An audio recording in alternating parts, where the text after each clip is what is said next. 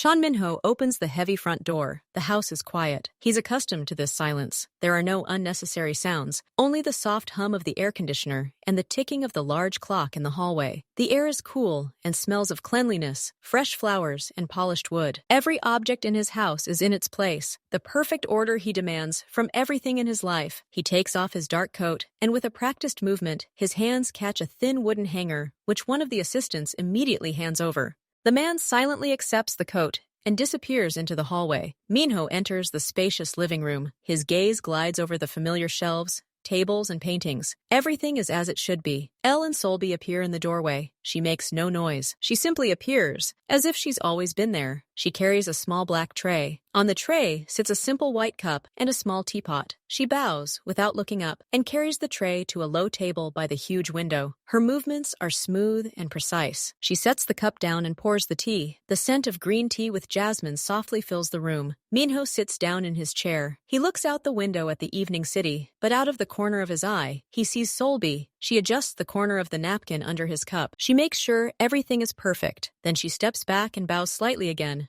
ready to leave. She doesn't say a word. She never speaks unless necessary. That's the rule. Is everything okay? Minho asks, not looking at her. His voice is flat, expressionless. Yes, sir. It's all done, she answers quietly. Her voice is quiet and clear. He nods. It's their usual ritual. Solby quietly leaves the living room, and Minho is left alone with his tea in silence. He drinks his tea. The house runs like clockwork, and Jung Minho is the center of this mechanism. Everything is simple and clear. This morning, Solby was in a rush. The suppliers had delivered fresh fish ahead of schedule, and she needed to take the order and check the quality. Then one of the irrigation systems in the winter garden broke. Then the tailor called and said Minho's suit was ready, but it needed to be picked up urgently. She moved through the house with quick but silent steps. She remembered all the errands, all the lists. Her phone, simple and discreet, was her assistant. She jotted down notes and set reminders. That afternoon, while Minho was out, she received a text. It was a friend from her old life, simply asking how she was doing. Solby sat on the edge of the living room sofa for a moment to quickly reply. She smiled as she looked at the cute picture of a kitten her friend had sent. And then the gate bell rang inside the house. A suit had arrived. Solby immediately jumped up, stuffed her phone into the pocket of her simple apron, and ran to meet the courier. But the phone was light, and her pocket slippery. As she bent over to sign the papers, the small rectangle slipped out and fell silently into the folds of the deep sofa mattress. She didn't notice. She took the suit away, checked it, and hung it up. Then she returned to other matters. Only in the evening, when the house was once again quiet, awaiting her master's return, did she suddenly reach into her pocket for her phone to check the grocery list for tomorrow. The pocket was empty. Solby froze for a moment. Her fingers went cold. She quickly ran her hand through her other pockets. Nothing. She tried not to panic. She mentally mapped out her route for the day. Kitchen, pantry, winter garden, hallway, dressing room, living room. She remembered sitting on the sofa. Her heart began to pound. She rushed back to the living room, but it was too late. She heard the familiar quiet sound of an engine stop outside. Minho was back. She didn't have time to look for him. She had to meet him, make tea. Everything had to be as usual. Solby took a deep breath, fixed her hair, and went to the kitchen to put on water. She hoped the phone had simply rolled somewhere under the furniture in her room. But inside, she had an unpleasant, sad feeling. She had forgotten something. And in this house, forgetting things was not allowed. Minho finished his tea. He stood up and walked over to the bookshelf. He was looking for an old ledger he might need tomorrow. His fingers slid along the spines. He found the right volume and pulled it toward him. Then his foot hit something soft at the edge of the rug, next to the sofa. He looked down. On the floor, half hidden under the overhanging edge of the sofa blanket, lay a plain gray phone. Minho frowned. None of his assistants would leave their things here. He knew the house rules. He leaned over and picked up the phone. It was warm. The screen was black. Minho was going to just set it down on the table and ask whose it was later. He held it in his hand, and his thumb accidentally rested on the side button. The screen flashed with a bright light. Minho was about to turn it off immediately, but his gaze fell on the image on the screen, and he froze. There was a photo on the phone's wallpaper, a photo of himself. It wasn't an official photo, not a portrait. It was a casual snapshot. He was sitting in that same chair by the window, his head bowed over some papers. The evening light streamed through the window, illuminating his profile. He looked thoughtful, even a little tired. He'd never seen himself like this before. He stared at the screen for a long time. Then he looked up and slowly surveyed the empty living room. The silence around him suddenly became very thick. He looked at the phone again. Whose was it? The thought occurred to him. There was only one woman in the house. Only she could have such a simple, unremarkable phone. Lee Solby.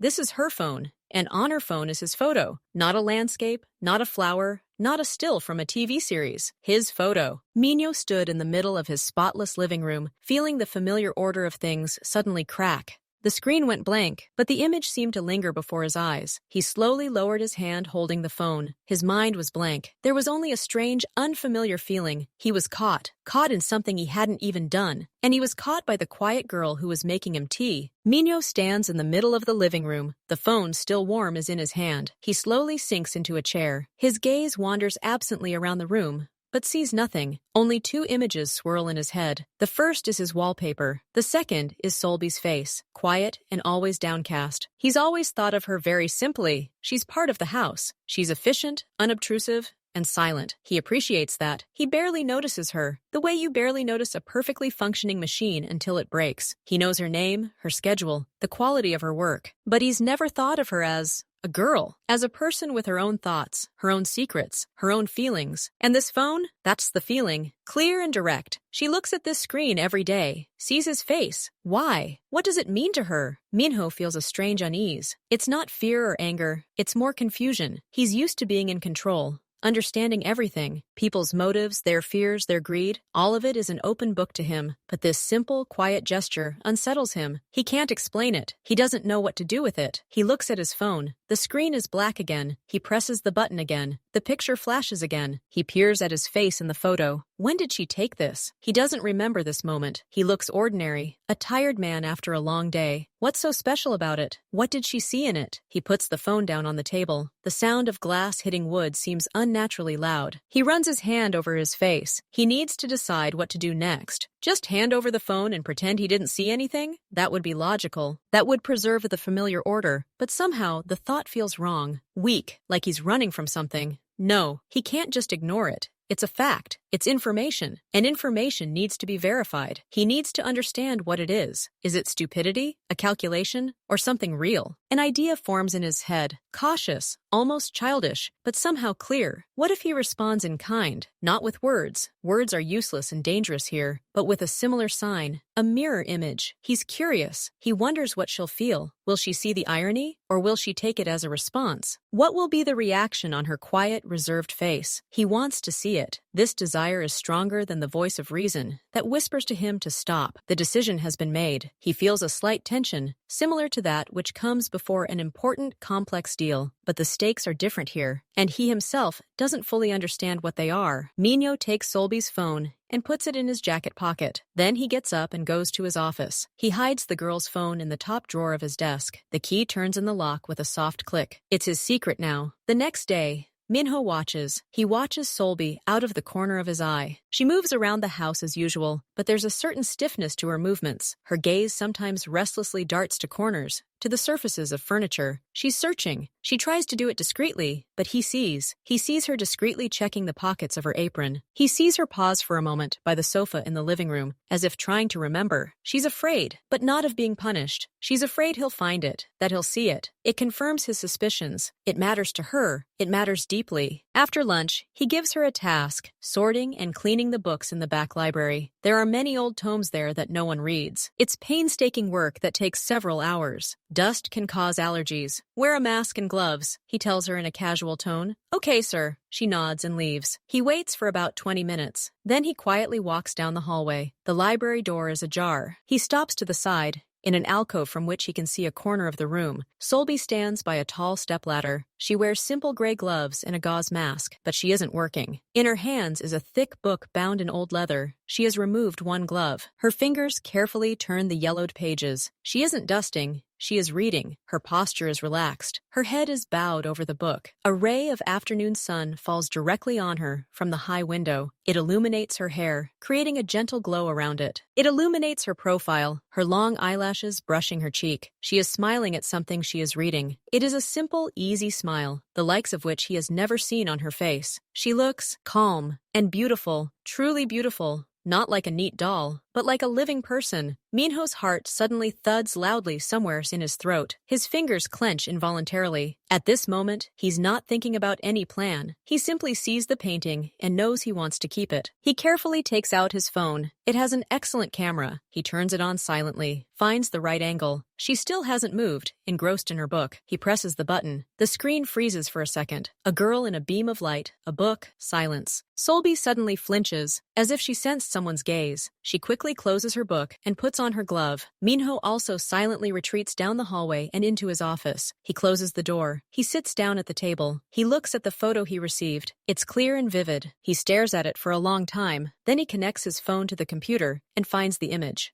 He edits it a little, makes it a little brighter, removes an accidental shadow. Then he sets this photo as his phone's wallpaper. Now, when the screen lights up, he won't see a company logo or a graph, but her, Lee Solby, smiling at an old book in a ray of sunlight. He places the phone on the table in front of him. He glances at the screen, then out the window. Now he has her secret, and now he has his answer. The game begins, and he, Jong Minho, makes the first move. Not an attack, but an invitation, silent and clear. Now it's all up to her. Minho waits until this next morning. He gives Solby time to calm down, so her suspicions can subside a little. After breakfast, he calls her into his office. He sits at the table, looking through documents. When she enters and bows, he doesn't immediately look up. "The library," he says finally, putting the paper down. "Yesterday's cleaning. There might have been some dust left on the top shelves. Check everything again, especially in the corners." Solby nods slightly. "Okay, sir. This is the perfect assignment. The library is a remote room. People rarely go there without something to do. And most importantly, there are cameras there. Good ones, with a clear image and no sound." He checked them. "You can go," he says, immersing himself in the paperwork again. He hears her quietly leave. Now his plan demands precision. He waits 5 minutes, keeping an eye on the clock. Then he stands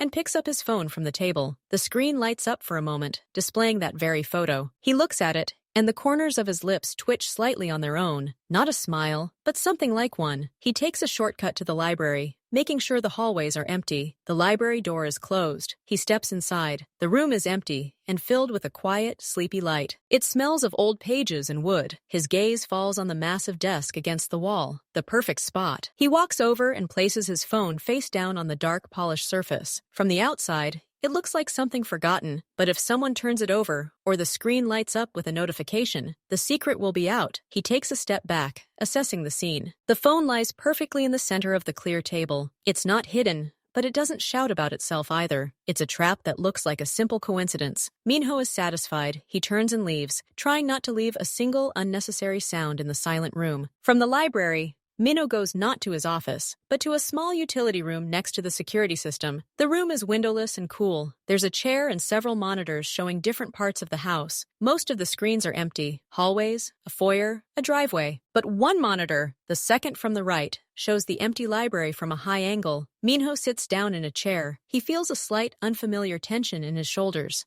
He looks at the screen. It shows a frozen image. Shelves of books, chairs, a table, and on the table, a small dark rectangle, his phone. He waits. Time drags on. He hears only the quiet hum of the equipment and his own breathing. His thoughts are strangely empty. He doesn't speculate, doesn't think about what will happen next. He simply waits, like a hunter in ambush, completely focused on the process of waiting. Nothing happens on the screen. A ray of sunlight, falling through the window, slowly creeps across the floor. Minho looks at this stillness and finds himself impatient. He wants her to come in already, for something to happen. This impatience is a new feeling for him. Usually, he's a master of waiting. He remembers her face yesterday, her smile over the book. He remembers the photo of her on his phone screen, which he held in his hands just 24 hours ago. The two images form a single story, a story he still doesn't understand, but desperately wants to continue. Finally, there's movement on the screen. The library door opens slightly. Minho leans forward involuntarily, his fingers gripping the armrests of his chair. Solby enters the door. She's wearing the same simple apron.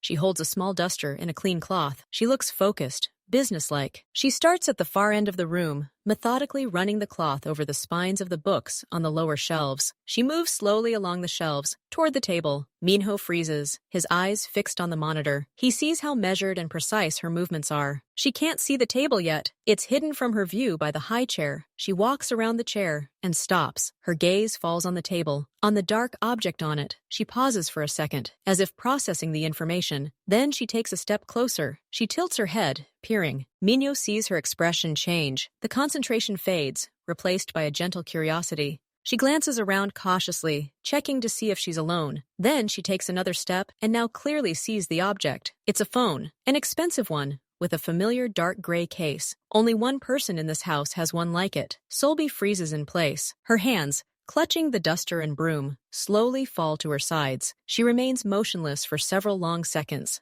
simply staring at her phone. Then she glances over her shoulder again, almost automatically. The room is empty. The silence is absolute. Minho watches her shoulders rise and fall with a deep, nervous breath. She approaches the table, her hand slowly reaching for the phone. She stops a centimeter away, as if afraid of getting burned. Her fingers tremble. Finally, she takes it, picks it up, holds it in the palm of her hand. She looks at the back panel, as if finally convinced. Yes, this is his phone. And then something Minho had hoped for, but hadn't fully believed happened. Apparently, either from movement or a notification that arrived at that moment, the phone screen lit up. A bright light hits Solby's face. She closes her eyes in surprise, and when she opens them again, she sees what she sees. She sees herself, a photo of myself, large, full screen, myself from yesterday, smiling at a book in a sunbeam. Her entire body literally freezes. She stops breathing. Her eyes grow huge, filled with pure silent shock. She doesn't understand. She can't understand. Her brain refuses to put two and two together.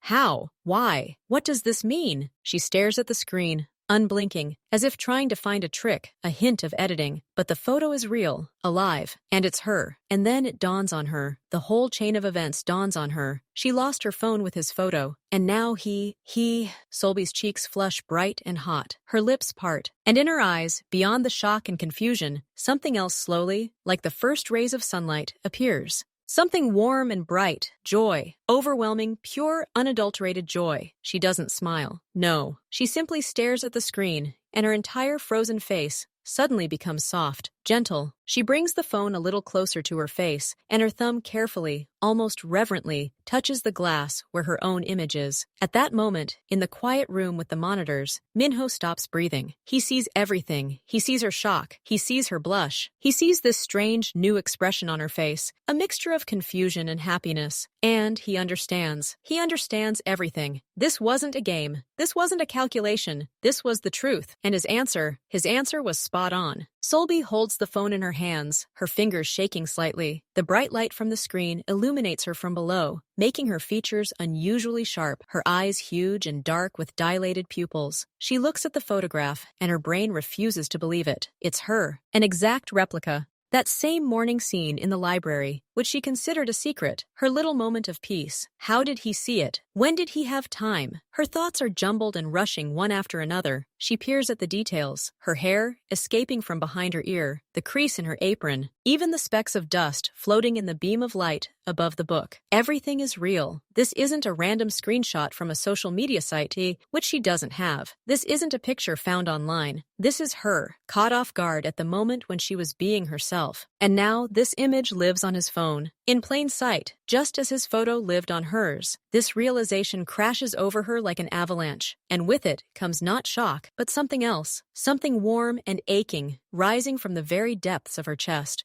The corners of her lips, still parted in surprise, begin to tremble involuntarily. The tension in her shoulders and back, which had gripped her at the sight of the phone, suddenly melts. It is replaced by a strange, almost dizzying weakness. And then she smiles. At first, hesitantly, just a slight curve of her lips, then wider. It's not the reserved, official smile she sometimes allows herself. It's a genuine, radiant smile that lights up her entire face. She doesn't even try to hide it or contain it. In this empty room, alone with this screen, she doesn't need to pretend. The joy is so complete and deafening that it simply can't fit inside. It bursts forth. She doesn't laugh. She simply looks at her reflection in the screen and smiles at it, as if it were an old friend. Her finger, which had been frozen in indecision, rises again and carefully, almost reverently, runs across the glass. She strokes the screen where her own cheek is depicted. The gesture is tender and intimate, as if she is trying to touch this very moment. The feeling behind it. He saw her. Not a worker, not a shadow, but her. And he preserved it, bringing it out for all to see, even if it is only for one person, himself. In that moment,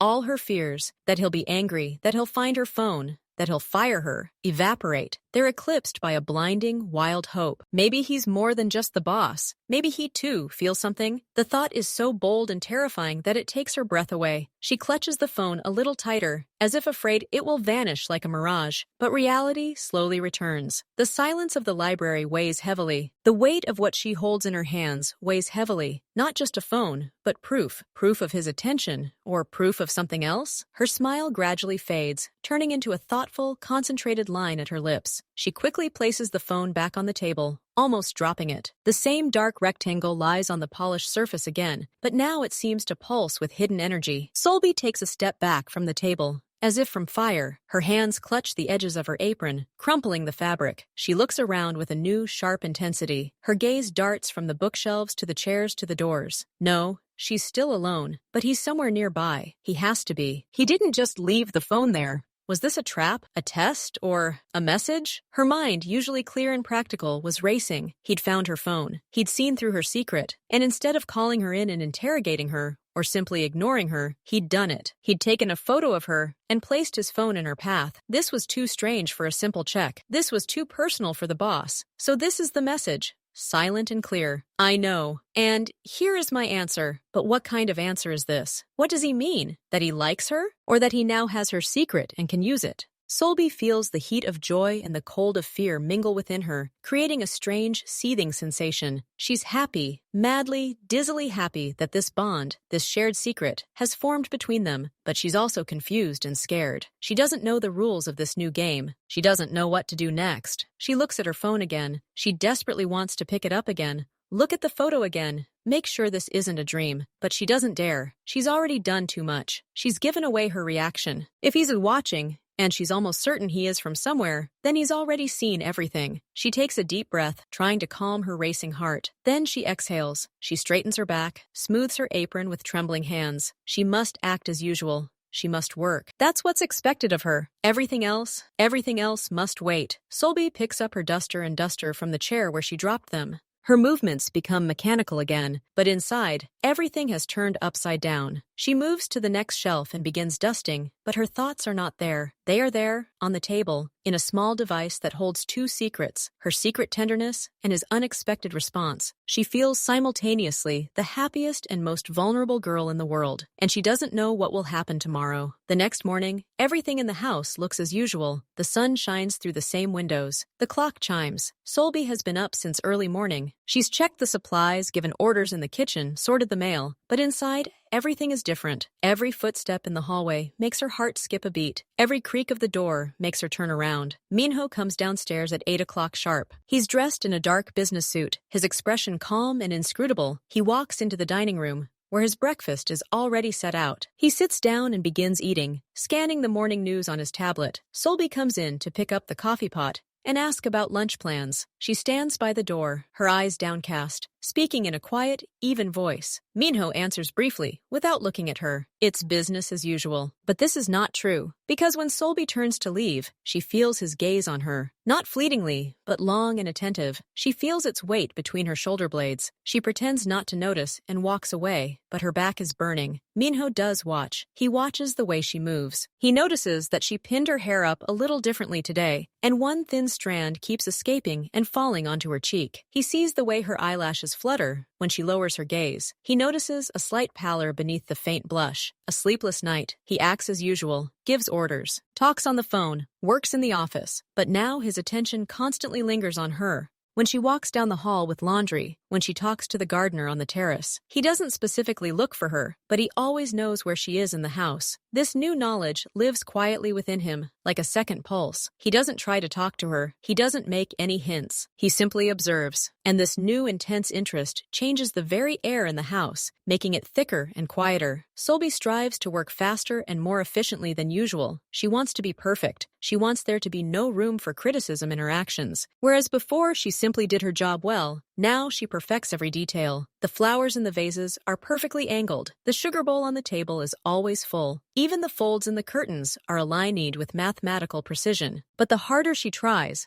the more mistakes she makes in small details. The stress makes her clumsy. At noon, she carries a vase of fresh orchids into the living room to replace the old ones. She's so focused on walking quietly and evenly that she doesn't notice the edge of the rug. Her foot catches on it. She trips. The vase slips from her hands. She catches it at the last moment, right on the floor, dousing herself with cold water from the vase. She freezes in a crouch, clutching the wet crystal vase to her chest, and stares in horror at the puddle on the perfectly polished parquet floor. And at that moment, she feels his presence. She raises her head. Minho stands in the doorway of his office. He's been watching this scene. There's no anger or irritation on his face. He's simply watching. But in his eyes, there's not the usual cold assessment, but something else. Attention. And, it seems, a slight spark of something that could be a smile. Their gazes meet for only a second. But Solby feels a burning blush spread across her cheeks. She wants to disappear into the ground along with this puddle in the vase. She averts her gaze first, muttering something incoherent like, "I'll clean it up now," and begins frantically wiping the floor with a rag she quickly finds somewhere nearby. Minho says nothing. He simply turns and walks back into the office, closing the door behind him. But even through the wood, Solby can feel the embarrassment burning inside her. She cleans up the water, puts the flowers back in place, and runs off, trying to move as quickly as possible. She realizes her attempt at invisibility has failed. She's attracted even more attention, and that attention now feels unbearably sharp and physical. That evening, when work is almost finished and the house is immersed in the pre-night silence, Solby decides to take to the library several books she carefully dusted and dried in the kitchen after the morning's incident. She carries a stack of books in both hands, and they almost obscure her view. Minho emerges from his secret computer room at the opposite end of the hallway. They notice each other too late. Solby, trying to avoid collision, steps to the right. Minho, out of the same habit of avoiding collisions, steps to the left. They find themselves on the same path again. The distance between them instantly closes to zero. Solby, trying to balance the heavy books, loses her balance. She takes a clumsy step, and the top book slides off the stack. The next moment, she feels herself falling forward, but the fall doesn't happen. A strong, firm hand grabs her elbow, stopping her fall sharply and precisely. The books still fall from her hands and land with a dull thud on the carpet, but she remains on her feet. She freezes. The hand holding her elbow burns her skin even through the fabric of her sleeve. It's his hand, his touch, the first in years. It lasts only a few seconds, but for Solby, it stretches into eternity. She feels the warmth of his palm, the strength of his fingers. She sees the dark fabric of his jacket, very close. She smells the light, familiar scent of his cologne, and something else, simply masculine, warm. Minho freezes too. He'd been acting automatically, reflexively, but now he realizes he's holding her. He feels the thin bone of her elbow fit easily in his palm. He sees her eyes, wide with fear, looking up at him. He sees her lips part slightly, breathing rapidly. They both jerk back at the same time, as if from fire. Solby immediately jumps back, clutching her empty hands to her chest. Minho lowers his hand and stuffs it into his pants pocket, as if hiding it. "Excuse me, sir," Solby blurts out in a broken whisper. She immediately drops to her knees and begins frantically gathering up her books, her fingers clumsy. "Nothing," she hears his voice from above. It sounds muffled and a little strange. He doesn't help her gather her books. He simply stands and watches her thrash about at his feet. A moment later, he walks around her and continues down the corridor without looking back. His steps are even and receding. Solby sits on the floor among scattered books, her palms pressed to her flushed cheeks. The spot on her elbow where he touched her still burns. She touches it with her fingertips. And then she simply sits in the dark, quiet hallway, listening to her heart pounding somewhere in her throat, trying to understand what just happened and why the world seems so different after that touch. 2 days after the incident in the hallway, a man arrives at the house. His car pulls up silently, but its presence is immediately noticeable by the tension of the guards at the gate, by the quiet bustle in the hallway. This is no ordinary visitor. Solby, hearing the bell, comes out into the hall to take his coat. The guest is a man of about 50, with a smooth, well-groomed face and attentive, quick eyes. He looks at the house appraisingly, as if calculating its value. His gaze glides over Solby as she accepts his expensive coat. He looks at it a little longer than necessary, not as if it were furniture, but with interest. "Chan, Minho is waiting for you in the office," Solby says quietly. Looking down, she feels that gaze on her skin, and she feels uneasy. This is a different kind of attention, not like Minho's. This look is cold and possessive. "Thank you," says the guest, and there is a slight, unpleasant smile in his voice. She walks him to the office door, opens it, and steps aside. The guest steps inside, and the door closes. Solby stands in the hallway for a second, relieved. Then she hurries to the kitchen to make coffee for the guest. Her hands tremble slightly as she places the cups on the tray. When she enters the office with coffee, Minho and the guest are sitting at a low table. The conversation stops abruptly. They both look at her. Minho with his usual detachment, the guest with open curiosity. He watches her every move, how she sets down the cups, pours the coffee. Solby tries to do everything faster, feeling as if she's under a magnifying glass. "Be careful, dear. Don't burn your fingers," the guest suddenly says, and there's a false saccharine concern in his voice. Solby flinches and nearly drops the coffee pot. She glances quickly at Minho. His face is stony. He doesn't look at her or the guest. "Okay, thank you," Minho tells her icily. It's an order to leave. Solby bows and almost runs out of the office. Outside the door, she leans against the wall, closing her eyes. Her ears are ringing. She understands that this man is dangerous, and he has noticed her. A heavy silence falls over the office. The guest slowly takes a sip of coffee, keeping his eyes on the closed door. "You've got a sweet girl here, Minho," he finally says, drawing out the words. "Quiet, neat, not at all like the regular staff." Minho looks at his papers, but doesn't see the letters. His insides tighten into a cold, hard knot. He knows this man. He knows his tastes, and he knows that his attention is like a brand. "This is Ellen Solby. She does the housework," Minho says in a flat, emotionless voice. "That's all." "Just the hostess?" The guest grins. "In such a big house, you must be very capable.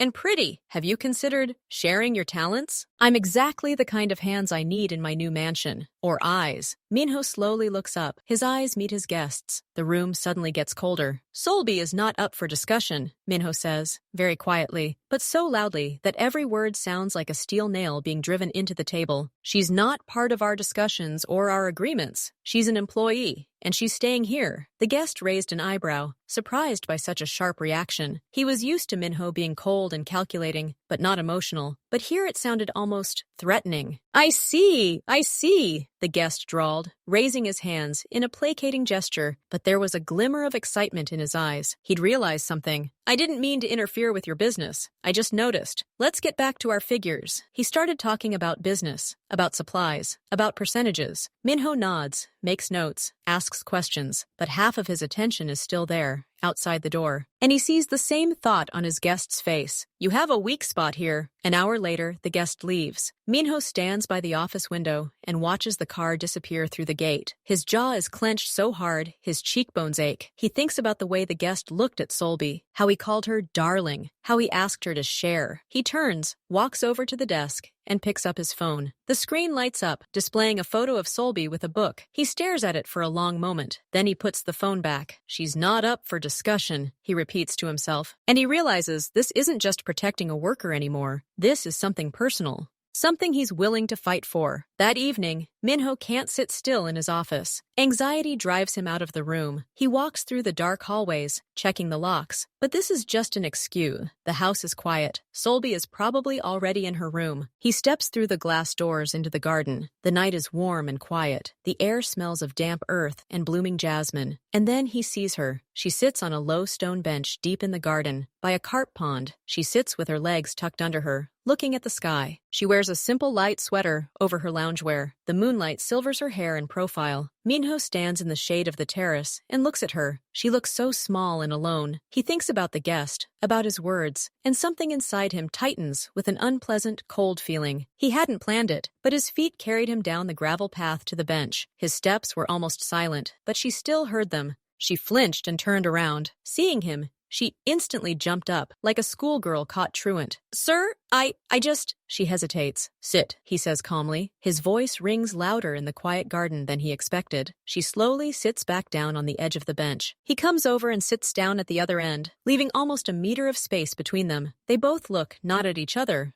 but at the black sky. strewn with stars. The silence stretches on for a long time, but it's not an awkward silence. It's filled with the sounds of the night, the chirping of crickets, the splash of fish in the pond, the distant hum of the city. Do you often look at the stars? He hears her quiet voice. She asks a question that anyone might ask another. No, he answers honestly. Not often. I don't have time. And sometimes I do, she says even more quietly. When it's quiet, they're so distant and so constant. It seems like they have their own order, their own schedule. And he doesn't care what's going on down here. He looks at her. She is still looking up, and the moonlight lies on her eyelashes. Yes, he says. They don't care. Another silence, but it's not as heavy. Today's guest, she begins, and falls silent, as if frightened by her own boldness. Minho waits, but she doesn't continue. He won't bother you, he says firmly, just as he told his guest. You don't have to worry. She turns her head and looks at him. In the darkness, her eyes seem huge. Thank you, she whispers. He nods. Then he, too, looks at the sky. That bright one over there, that's Venus. A planet, not a star. I know, she says unexpectedly, and adds, as if confessing a small secret, I sometimes read about space. In those old books in the library. The corners of his lips lift up on their own. He doesn't realize it. Good reading, he says. Yes, she agrees. And suddenly she smiles too, looking up at the sky. Not a beaming smile, like the one over the phone, but a soft, calm one. They sit like that for a few more minutes, not saying a word, simply looking up. For the first time in years, there's no wall of status or obligation between them. There's simply the night, the garden, and the stars. And this feeling, new, fragile, and very quiet, seems more important to Minho than any negotiations, any deals. He stands up first. Don't freeze, he says, turning to leave. Okay, good night, sir. Good night, Solby, he replies, and he walks down the path, leaving her sitting in the moonlight. For the first time in a long time, he calls her by name, without any reason, and it seems to him that the stars shine a little brighter than usual tonight. While Minho and Solby were talking in the garden, not everyone in the house was asleep. Kim, the senior security guard, was making his nightly rounds. He was checking the locks on the patio doors when he was alerted by quiet voices in the garden.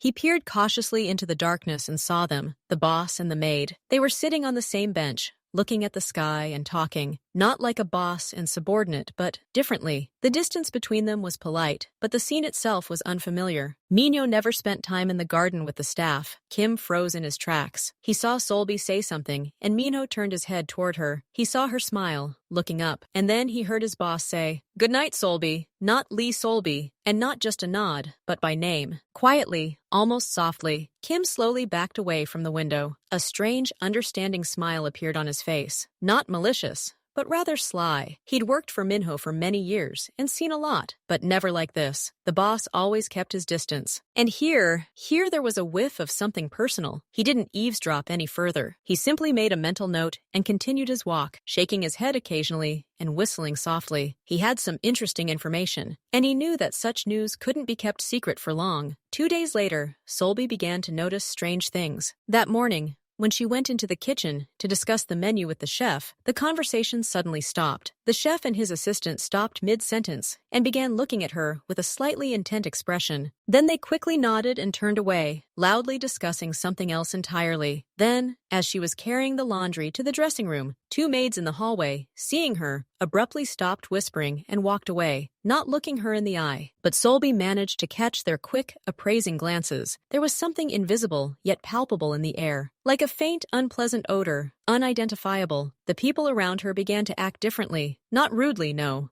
But there was a tenseness to their politeness and curiosity in their glances. And not just curiosity, but a special interest mingled with caution. Solby caught glances as she walked down the hall. She heard voices suddenly fade behind her. One day, she caught a young housekeeper simply staring at her from across the hallway, thoughtfully scratching his chin. Seeing her notice, he gave an embarrassed grunt and ducked out the door. She realized they were talking about her, whispering, and she guessed why. Someone had seen them in the garden, or noticed how Minho had started looking at her differently. In a house like this, where every step was on display, secrets didn't last long. She felt uneasy. Before, she'd been an invisible part of the decor. Now she was the center of quiet attention. And this attention was unpleasant. It made her slouch, trying to be even smaller, even more inconspicuous, but it didn't help. Rumors had already spread through the house like smoke, and now everyone was waiting to see what would happen next. Minho, too, sensed the change in the atmosphere. He caught the furtive glances Solby cast as she passed. He saw the conversations in the hallway suddenly stop. He realized their nighttime conversation hadn't gone unnoticed, and it didn't just anger him,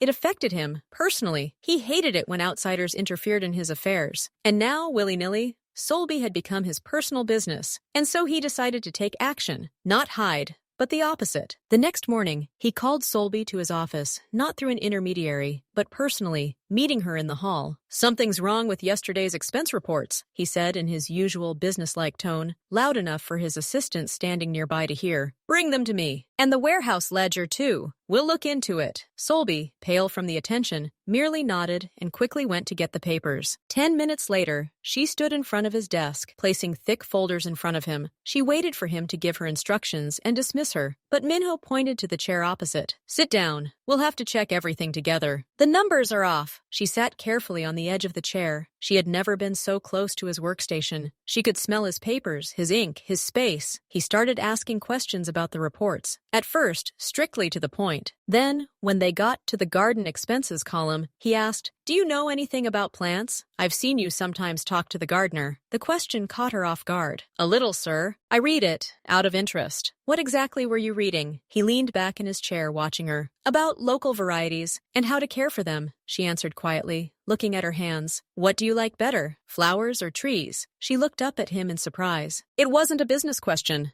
It was personal, just out of curiosity. "Trees, probably," she blurted out. "They're strong and patient." He nodded, as if her answer meant something to him. Then he returned to the numbers, but half an hour later, when they were finished, he didn't let her go right away. "Bring some tea, too, and sit down yourself," he said, pointing to a low table near the sofa in the corner of the office. She followed his orders. They sat at the same table and drank tea. They said almost nothing, but it was no longer awkward. It was a new rule, a new ritual. He allowed her to cross an invisible boundary. Now she came into his office not only to clean, she came with reports, and sometimes she stayed for tea, and answered his strange, simple questions. What was the weather like outside? Was the new dishwasher too loud? Did she like the new brand of tea? And every time she left the office, she felt dozens of eyes on her. But now she felt something else too. Protection. He was deliberately making their interactions visible, and by doing so, he was telling everyone in the house, "She's here for a reason. Leave her alone." And the rumors, though they didn't die down, lost their poisonous edge. Now they were more fear and respect than gossip, because the boss had clearly singled her out, and no one wanted to incur his wrath. The man who spotted Solby is named Mr. Park. He returns a week later, this time unannounced, like a master who has the right to enter his second home. Minho receives him in his office. Park is lounging at the chair opposite, sipping cognac. He talks about business, about new contracts, but his eyes wander. He's clearly waiting for something, or someone, and he's not disappointed. Solby, as always, comes in to drop off the fresh documents that just arrived. She places the folder on the edge of the table, bows quickly, and turns to leave. "Ah,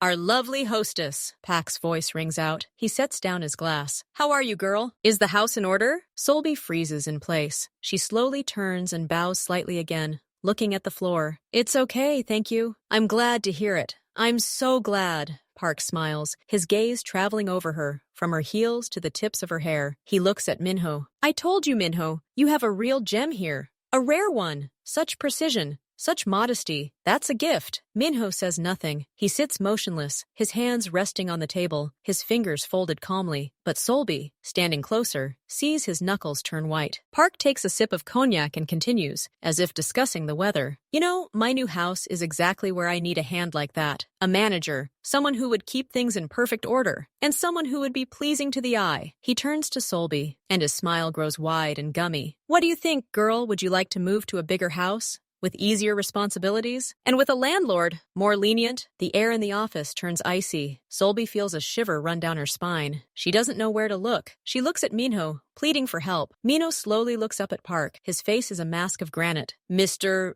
Park," he says quietly, but every word rings out like a knife hitting glass. "Lee Solby is my house employee. She's not moving. That's not up for discussion." "Oh, everything is negotiable, dear Minho," Park retorts, still smiling, but his eyes take on a steely edge. "Especially anything of value. I'm simply expressing my interest and making an offer. You're a man of action. You understand that everything has a price. Solby's price, Minho says, and for the first time in years, there's something dangerous and low in his voice. Hasn't been determined, and it won't be determined. This conversation is over. He doesn't raise his voice, but his tone leaves no room for objection. Puck looks at him for a few seconds, assessing. He sees more than just a refusal. He sees a barrier, a blank, impenetrable wall. He rises slowly. As you say, for now, he says, finishing his cognac. He casts one last glance at Solby, full of promise and threat at the same time. Until next time, girl. He leaves. The door closes. The office is deathly silent. Solby is still standing, pressed against the wall. She's shaking. She's understood everything. They want to take her away. Like a thing, like a valuable trinket. Minho says, his voice hoarse. She nods, unable to utter a word, and slips out of the office.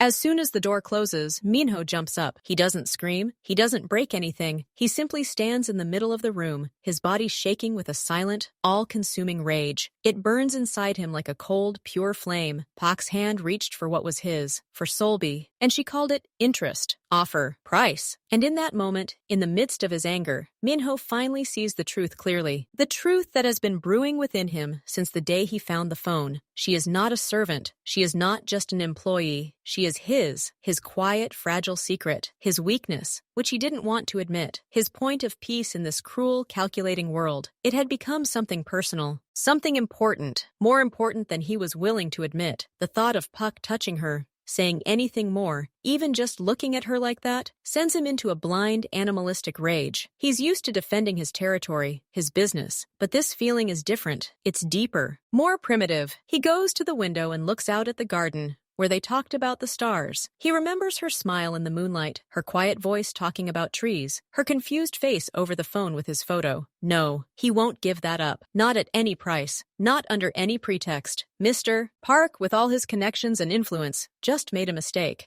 He showed Minho where his real weak spot is, and in doing so, he made that spot the most protected, the most important spot on his map. The anger slowly fades, replaced by a cold, crystalline determination. All the games, all the omissions are over. The time for action has come. That evening, Minho calls Solby into his office. She enters, still pale, still frightened by her morning visit. She stands in front of his desk, expecting a reprimand, or questions, or worse. Sit down, he says. His tone is businesslike, but not cold. She sits down. Minho looks at her directly. Mr. Park presents certain difficulties. His interest in you is a problem. Solby lowers her eyes and nods. She knows it. I can't let this problem develop here, he continues. It's easy for him to get in here, easy to create inconvenience, easy to apply pressure. He pauses, letting her understand the meaning of his words. That's why you're leaving. Tonight. She looks up at him sharply, her eyes full of horror. Leaving? For good. Is he giving her away? Or is he getting rid of the problem? Not where he suggested, Minho says, as if reading her thoughts. I have a house in the mountains, not far from the lake. A quiet, safe place. A couple of old servants live there. They'll keep an eye on you. You'll stay there for a while, until the situation with Park clears up. Solby looks at him, trying to comprehend. This isn't exile. This is evacuation. But my job here, she begins weakly. Others will handle the job.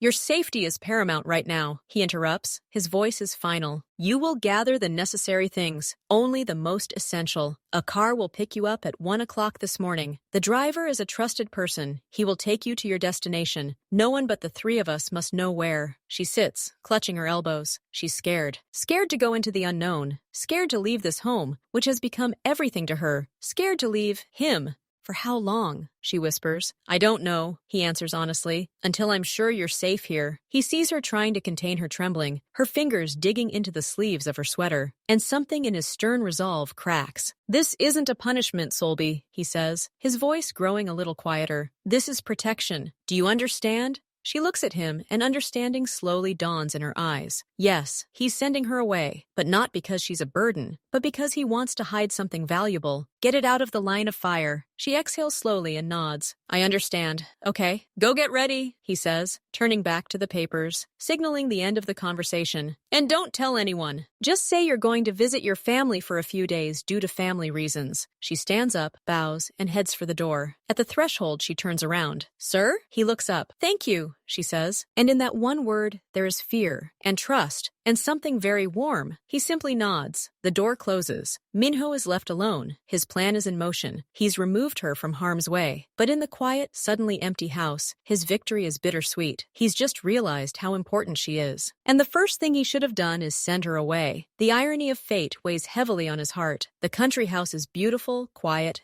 and very empty. It stands on a hillside above the lake. The air is cleaner here, the birds sing louder, and the nights are so dark that countless stars are visible. But Solby feels like a stranger here. The elderly servants, Mr. and Mrs. Kim, are kind and attentive. They cook her meals, keep the fire burning in the fireplace, and don't ask unnecessary questions. But their quiet, measured life only emphasizes her loneliness. The days drag on. She has no routine, no schedule to keep track of. She tries to read books from the local library, takes walks by the lake, and helps Mrs. Kim in the kitchen. But her thoughts keep returning to the city house. She misses the sound of footsteps in the hallways in the morning, the smell of his coffee, the sight of newspapers neatly laid out on the living room table. She finds herself getting up at the same time, as if she should be making breakfast, listening to the silence, waiting for the doorbell to ring. And most of all, she thinks about Minho every day, from morning until evening. She remembers his face when he saw the phone, his calm voice in the garden, his steely firmness when he spoke to Mr. Park, and his last order, harsh, but in his eyes she saw not anger but concern. About her, sometimes in the evenings, she picks up her old, plain phone. The screen now shows just a neutral image, a view of the lake, but she still occasionally presses the button, and that photo from before pops into her head, his photo. Now it's her little personal secret, one that warms her from within. She often looks at the road winding down the hill, waiting, though she knows there's nothing to wait for. He said, for a while, but what time? The days blur into one long, dreary wait. Minho had his own problems in the city. Mr. Park wasn't appeased. On the contrary, after his refusal, his interest grew into persistence, and then into something more unpleasant. At a meeting with his partners, Park makes caustic remarks about Minho. He talks about his weakness and misplaced priorities. He subtly implies that Minho has developed a vulnerability that prevents him from making the right, tough decisions. Then, minor business problems begin to arise. Unexpected warehouse inspections, the disruption of a small but crucial delivery, information that was always confidential suddenly surfaces in the hands of competitors. Minho understands that these are no coincidences. This is pressure. This is a warning. Park is testing his mettle, and the main lever of pressure isn't the warehouses or the contracts. It's Solby. Her absence from the city only whetted Park's appetite. He realized he'd hit the nail on the head. One evening, a man who has worked with Park for a long time comes to see Minho. He is nervous and talks quickly. He's always asking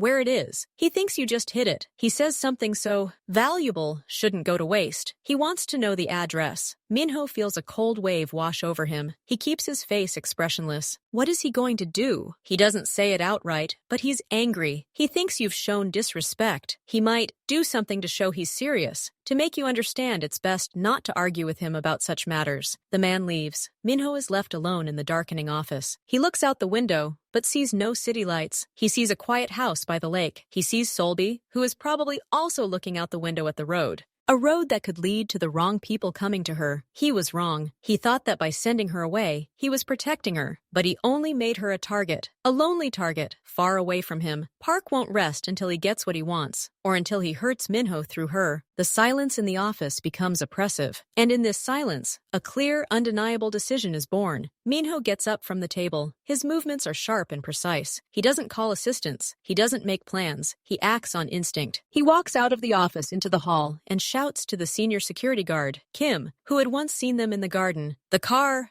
now, you drive. There's metal in his voice. Kim doesn't ask. He runs to carry out the order. Minho goes up to his room, grabs a dark jacket and a gun from the safe. He doesn't plan to use it, but he won't leave unarmed. He heads back downstairs, sending a short text to his most trusted men as he goes. Urgent, Park, begin plan barrier. Now! He jumps out and onto the driveway. The car is already waiting, the engine running. Kim is behind the wheel. Minho sits next to him. To the country house, along the mountain road, fast, but safe. The car takes off. City lights begin to flicker outside the window, turning into long, glowing streaks. Minho stares ahead, his hands clenched into fists. He thinks about only one thing, to make it in time. He must make it in time. He mentally scolds himself for his stupidity, for leaving her alone, for not foreseeing how persistent and dangerous Puck would be. The road climbs into the mountains. The streetlights become fewer and fewer. The darkness deepens. Kim drives confidently, but quickly, knowing this road like the back of her hand. Minho looks at his watch. It's been 2 hours already. How much longer? He doesn't ring the doorbell. He doesn't want to make any noise or attract attention. He simply races through the night, and every minute feels like an eternity.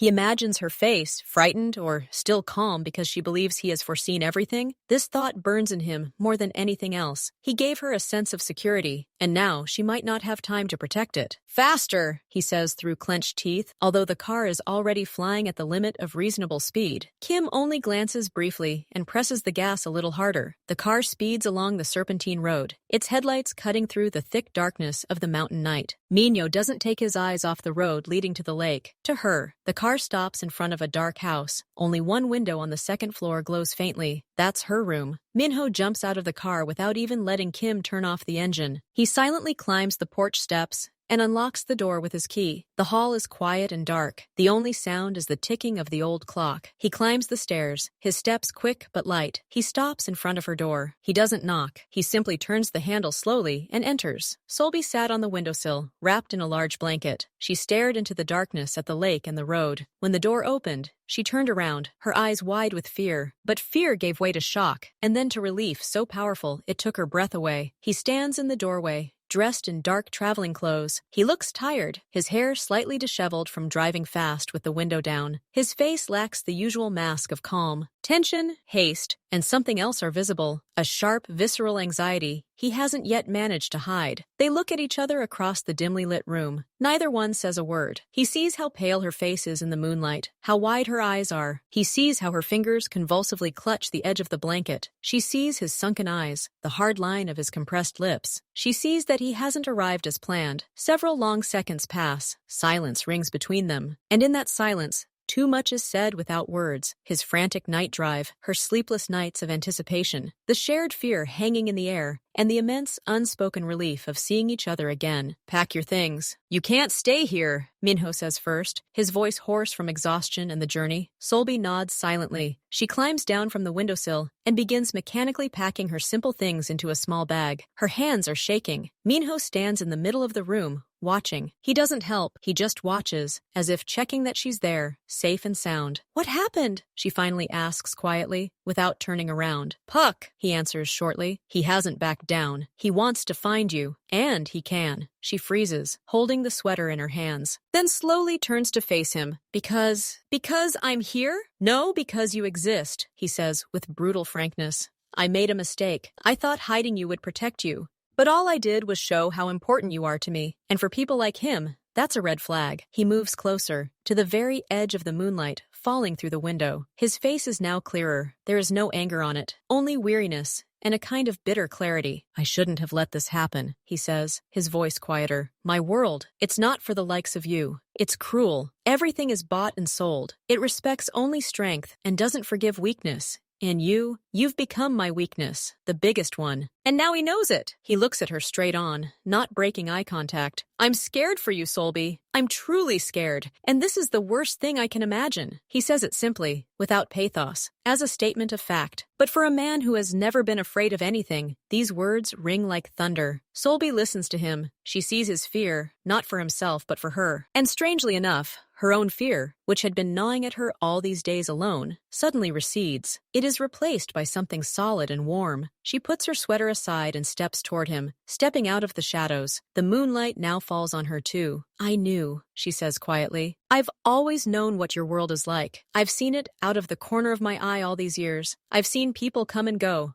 I've heard conversations. I'm not a child. He looks at her, surprised. And I'm not afraid, she continues, her voice growing stronger. Not because I'm brave, but because, if this world is yours, then I don't want to be in another, even if it's dangerous, even if it's cruel. She takes another step. Now there is less than a meter between them. You sent me here to protect me, and here I was, and I was lonely. and scared, but not because of Puck, but because you weren't there, because this house, this townhouse, it only became my home because you were there. Without you, it's just walls. She says all this quickly, as if afraid that her courage will desert her. Her eyes glitter in the semi-darkness. That's why I don't want to run, and I don't want to hide. I want to be where you are. Wherever that is, and whatever it is, if your world is dangerous, then I want to just stand a little behind. But in the same world, she falls silent, catching her breath. The words hang in the air between them. This is her choice, her decision, not a naive promise, but the conscious step of a grown woman who sees all the risks and still says yes. Minho looks at her. He sees not a frightened maid, but a woman with a direct gaze and a firm chin, the same one who smiled at the book in the sunbeam.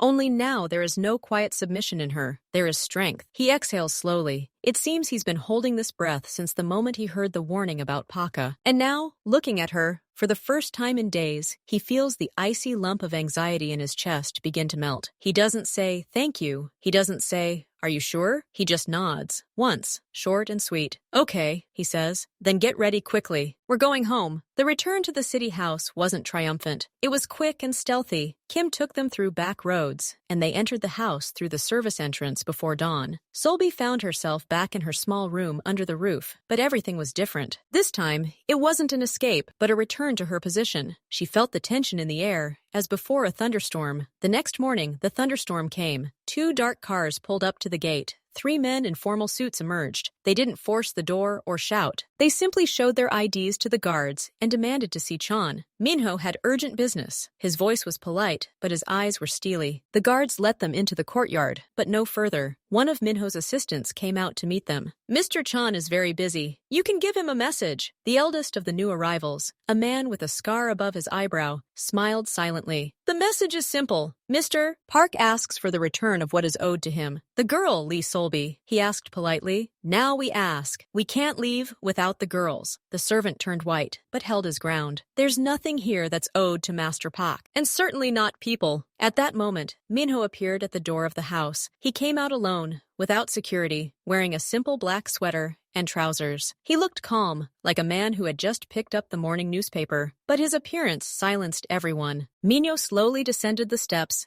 and stopped a few meters from the intruders. He didn't look at the guards or his assistants. His gaze was fixed on the man with the scar. "Did you want something?" Minho asked. His voice was quiet, but clearly audible in the tense silence of the courtyard. "Mr. John?" The man bowed slightly. "We're here on a mission. We need the girl, Lee Solby." "Mr. Park insists on fulfilling his request," Minho replied. "I've already told your master this. I'll repeat it to you. Lee Solby is under my protection. She's not going anywhere. Not today, not tomorrow, not ever." There was no malice in his voice, no threat. There was absolute, unshakable confidence, as if he were stating a law of nature. The scarred man chuckled. "Mr. Jong, we're all adults here. We understand that everything has a price. Sometimes that price is inconvenience. Big inconvenience. Mr. Park can create it, or stop creating it. It's all up to you. Why would you want to go through unnecessary trouble over one maid?" Minho took a step forward. Just one, but it was enough to make the men in front of him instinctively tense. Minho said even more quietly, "She's not one servant. She's mine. Did you understand that word? Mine. That means the matter is closed. That means I will consider any inconvenience on Mr. Park's part a declaration of war, not negotiations.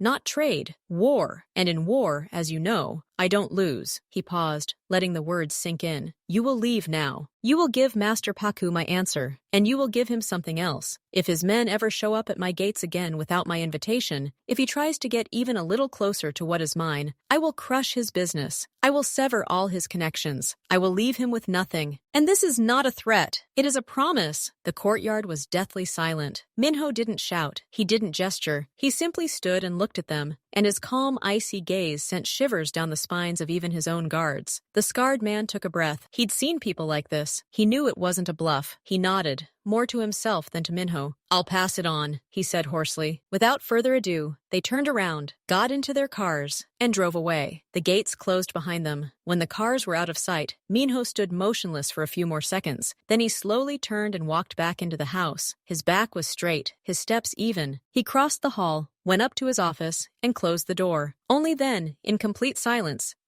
did he allow himself to relax. He sank heavily into the chair at the table and ran his hands over his face. The adrenaline receded, leaving behind an emptiness and a dull weariness. He had just put everything on the line, for her, and he didn't doubt his decision for a second. But the price could be high. He unclenched his right hand, which he had kept clenched into a fist. On the inside of his palm, where his nails had dug into the skin, 4 distinct, deep red crescents remained. One of them bled slightly, staining the skin with a thin scarlet line. He didn't even feel pain at that moment. Suddenly, the office door quietly opened. Solby stood in the doorway. She was pale, but her eyes were shining. She saw and heard everything, standing by the second-floor window behind the curtain. She didn't ask permission. She entered, closed the door behind her, and approached the table. Her gaze fell on his bloody palm. "You're hurt," she said quietly. It wasn't words of sympathy, but a statement of fact. A fact that meant something to her. Minho looked at his hand as if seeing the wound for the first time. "It's nothing." Solby silently left the office and returned a minute later with the small first aid kit she always kept in order. She walked over to him, stood next to the chair, and opened the box. "Give me your hand," she said softly, but her tone carried the same finality that had been in his voice a moment ago in the courtyard. Surprised, he extended his hand to her. She took it with her cool, confident fingers. She didn't tremble.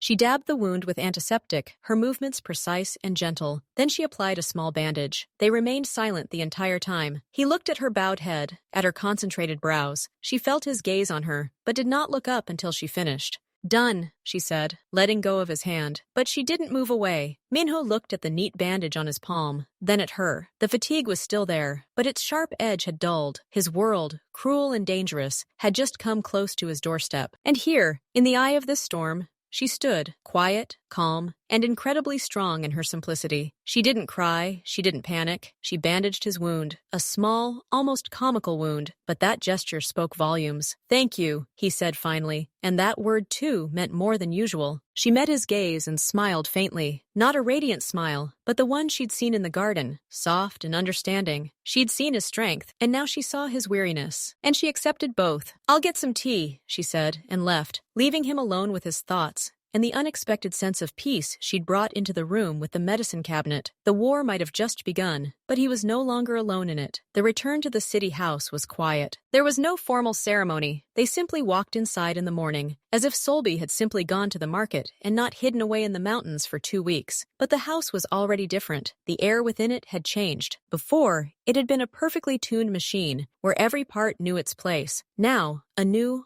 almost invisible axis had appeared within the mechanism, around which everything slowly began to revolve differently. For the first few days, everyone tries to pretend nothing's wrong. Solby returns to her duties. She checks the stockrooms, creates the menu, and oversees cleaning. But now, when she walks down the hallway, people don't just silently step aside. They nod slightly, they look her in the eye. They say good morning, not to the floor, but directly to her. Minho also behaves differently. He doesn't specifically seek her out, but he doesn't avoid her either. If he sees her in the hallway, he might stop and ask something simple, off topic. "Have you washed the kitchen windows yet? It's going to rain soon." Or, "It's gotten cooler in the library. We should check the heating." These questions don't require an accounting. They simply exist, like the bridges he began to build between their two worlds, once strictly separated. And at night, when the house is quiet, Solby sometimes goes out into the garden, and often, a few minutes later, Minho joins her. They don't talk about the parks, the threats, or the business. They talk about how the new jasmine bushes are taking root. Or they remain silent, gazing at the same patch of sky they saw in the mountains. Different places, but the stars are the same. And so is the silence between them. The turning point comes a week later. Minho calls Solby into his office during the day. She enters, expecting instructions. Papers are scattered on the desk, and 2 utensils are nearby. "Sit down," he says, not looking up from the document. "A quarterly business expenses report. We'll sort it out together. And eat before it gets cold." He says it so casually, as if they always ate lunch together at their desk. Solby freezes for a second. Sit at the same table with him? Not on that chair in the corner for tea, but right across from him? It's against all the unwritten rules of the house, but she sees his calm, expectant face. He's not asking, he's stating, this is the new rule. She sits carefully on the edge of the chair. He slides a folder of figures toward her and sets down a plate with a light lunch. They begin working. He asks questions about expenses. She shows him the records, explaining why she saved in one category and overspent in another. And they eat, just eat, and work. At some point, His hand reaches for the salt, and he involuntarily hands it to her, even though she didn't ask. She takes the salt shaker, and their fingers barely touch. When lunch is over, and the report is finished, he leans back in his chair. "Good job," he says. "The numbers are in order. We'll continue tomorrow with another report. Same time." From that day on, it becomes a ritual. Every afternoon, she comes to the office with reports, and they discuss matters over lunch together. At first, it's all business. Then other topics begin to slip in. He asks if the new chair they've brought to the library is comfortable. She dares to ask if he'd like to try the new tea she's discovered. And the whole house sees it. Sees her entering the study at 1 o'clock. Sees 2 empty plates being carried out later. Sees them sometimes walking together into the winter garden afterwards, discussing something in hushed voices. Now, when Solby walks through the house, the bows become a little deeper, and the glances are not curious, but respectful. Even the head cook, who used to grumble about the girl, now politely asks, "Solby C., how did you like today's meal? Succotash? Did Mr. Jung like it?" She no longer stands apart. She sits at the table with the master of the house, and that changes everything. She hasn't become the mistress of the house. She has become something in between, an insider at the very center of his world. And this new status, quiet and unannounced, protects her better than any guard, because everyone now understands, to touch her is to touch Jong himself. Minho, no one would dare to do that. One night, Minho stays late in his office. On the desk in front of him are papers from a complex deal with fruit suppliers from a southern province. The numbers don't add up, the terms change at the last minute, and he senses an invisible hand ruining everything.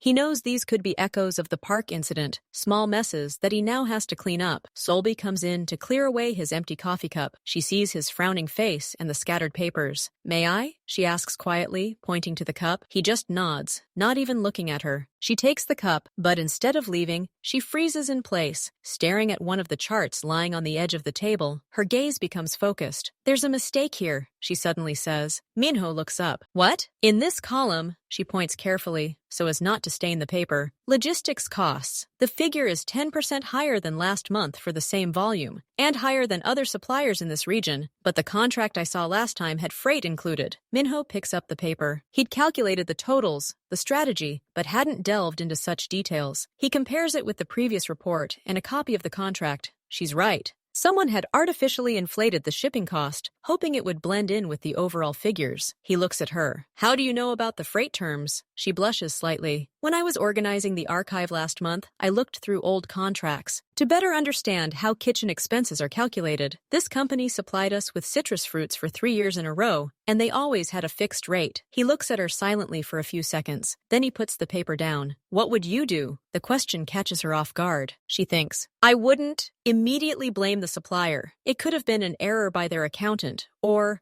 someone on our side inserted that figure to get the difference. I'd check the shipping company's invoices against their originals. And I'd talk to our logistics specialist who's handling this contract, just not officially, but casually, so as not to scare anyone off if it's fraud." Her plan is simple, logical, and precise. He looks at the numbers, then at her serious face. There's no fear or servility in her eyes. There's a clear analytical mind that sees what he, tired of the big picture, missed. "Okay," he says. "We'll do it tomorrow, together." From that moment on, everything changes again. He begins asking her opinions on more than just housekeeping. He shows her warehouse layouts and asks how she thinks product rotation can be improved to reduce spoilage. He shares a problem with the supplier of the fabric for the staff uniforms. The fabric is good, but it's too easily soiled. Solby doesn't come up with brilliant business ideas. She offers simple, practical solutions based on observation and logic. She remembers that her old flax supplier was more honest, but they abandoned him over a petty squabble. She notices that the refrigerators in the warehouse are too close to the wall, wasting energy. Her advice saves money and time. But something more important.